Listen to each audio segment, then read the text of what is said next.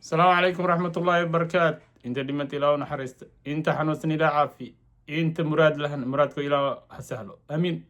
ما انت تاريخ وحي كوبيغان تاي ستيتو ممكن بشي كويتنا دول قاعد كون افر بقل افر تدو كوبيغان شنتي بشي شنات لابد كون إلى واتن لحدة لابد قضا وحرقين لو سو وداقو هدو إله يرادو قضب كواد وزير الدفاع أمريكا وحان قعنتا كو هاينا مرينك بيوتك هرمز وزير الدفاع أمريكا بيت هكتس ayaa sheegay in ciidamada Mareykanka ay si buuxda u sugayaan marinka biyoodka Hormuz kadib marinka markii ay bilaabay hawl loogu magac daro mashruuca xurriyadda. Wuxuu sheegay in marinka lagu sugayo diyaarado qumaati u kaco helikobtaro iyo maraakiib dagaal oo la hubinayo ganacsiga badda si caadi ah u socdo, isagoo intaasi ku daray in Iran aysan hadda gacanta ku haynin marinka biyoodka Hormuz. Sidoo kale Mareykanka ayaa ku eedeeyay Iran inay ku xadgudubtay shuruucda badda caalamiga, isla markaana ay dhibaato ku hayso maraakiibta rayidka ah si ay uga hesho faa'iido dhaqaale. Waxaa kale uu sheegay laba markab oo ganacsi oo Mareykanka uu leeyahay oo iyagoo oo gelbinayaan maraakiib dagaal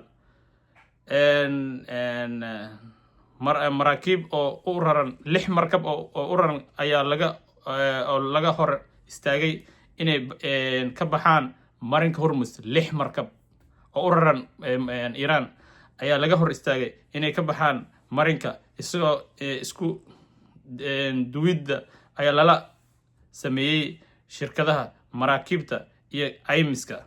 Dhanka kale Iran ayaa beenisay hadalka Mareykanka, waxayna ku eedeysay Washington inay jebisay heshiiskii xabad joojinta. Muhiimadda marinka Hormuz muxuu marinka Hormuz muhiimku leeyahay. Marinka Hormuz waa meel aad u muhiim ah sababtoo ah qiyaastii 20% shidaalka adduunka ayaa halkaasi mara. Waa marin ganacsi oo si istiraatiiji ah caalamka u muhiimsan. Xaaladda hadda jirta waxay kordhin kartaa xiisad u dhaxaysa Mareykanka iyo Iran, waxayna saameyn ku yeelan kartaa ganacsiga iyo qiimaha shidaalka adduunka. Qodobka labaad, weerar aan cidna si rasmi ah u sheegan. Abu Dhabi waxay ku eedeysay Tehran inay Tehran way ka aamustay. Abu Dhabi markii Abu Dhabi la duqeeyay ayaa waxay aad ugu eedeysay, toos u eedeysay Iran meeb u jawaabay, way ka aamustay.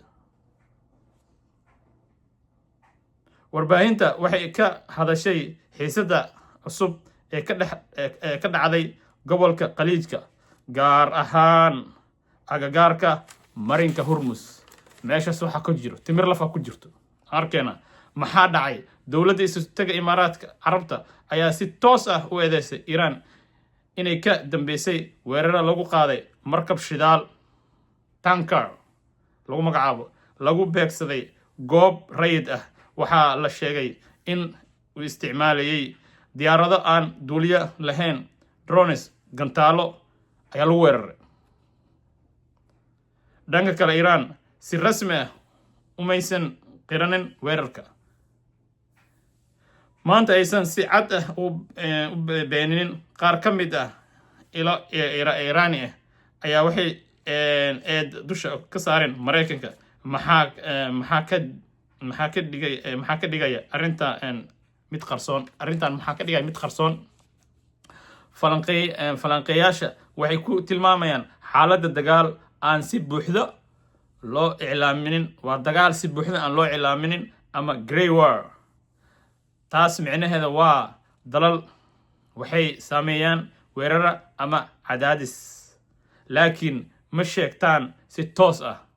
Si loogu fogaado dagaalka weyn oo furan, waxaa sidoo kale adeegsada fikradda false flag, weerara aan la marin habaabin, taasoo ah in weerarka la sameeyo kadibna lagu eedeeya cid kale weerara sameynaysa ama waxa sameynaya Israa'iil sameynaysa ama Mareykan sameynaya waxay ku eedeynaysaa waddan kale ku eedeynaysa waxay leeyahay ma sameyninba ay kan ka dambeeyay maxay rabaan in marka dadka isku diraan rabaan sida ay Israa'iil ay sameyso kale waxay duqeysay Imaaraadka waxay duqeysay Sacuudi duqeysay Turkiga duqeysay markaas ay Qubrus markaas waxay dhahday oo ani ma sameyninba so warkana maxay UAE sheegtay in Iran ay halis gelisay ganacsiga caalamiga UAE sheegtay in Iran ba ay leedahay qatar ay ku tahay ganacsiga caalamiga in marinka Hormuz loo isticmaalayo cadaadis dhaqaale in talaabooyinka ay qatar ku yihiin shidaalka adduunka maxay Iran leedahay ma jirto qirasho rasmi ah qaar ka mid ah mas'uuliyiinta waxay sheegayaan in Mareykanka uu ka dambeeyay ama ay tahay sheeko la sameeyay hadda saan sheego kale falanqeyntii maxay ka socotaa maxaa ka socdo dhabta ahaantii xaaladda waxaa laga fahmi karaa dhowr arrimood kow cadaadis siyaasadeed dal walba wuxuu doonayaa in fariin u diro kan kale Iran waxay u diraysaa fariin kan kale fariin u diraysaa ka fogaanshaha dagaal weyn qirasho toos ah waxay keeni kartaa dagaal rasmi ah marinka Hormuz waa muhiim waa hal boolaha shidaalka adduunka cid kasta oo xakamaysa waxay yeelan kartaa saameyn weyn walaal waxa rabay labadaas qodob inaan lagu soo gudbiyo cid kasta oo wada hadalladan saameyn ku yeelasa saameyn weyn bay yeelanaysaa Hormuzna qofkii cidii ma garanaysa hadda maamuli doonto ayaa ma garanaysa dhaqaale badan ka sameyn doonto Iran waxay rabtaa marka hore maamulin like hadda inay shidatabo waxay leedahay meesha anaga u dhow anaga Imaaraadka u dhow waa inaan ma garanaysa iyo Cumaanba marka waxa shidaal lacagta laga qaaday ani Cumaan ana kala qaybsan waayo Cumaan wax la siiyo inta badan ana aan qaato Mareykanka wuu diiday caalamkan way ka soo horjeestaan dagaalkii ka soo horjeestaan mar waxay leedahay dagaalkan sharci darmo wax laga faa'iiday Mareykanka waxa ku qiyaana Israa'iil marka warjiro wax ka hor imaanaya waa in salaamaya wixii war ku soo qabno waa in socodsiin jira السلام عليكم ورحمة الله وبركاته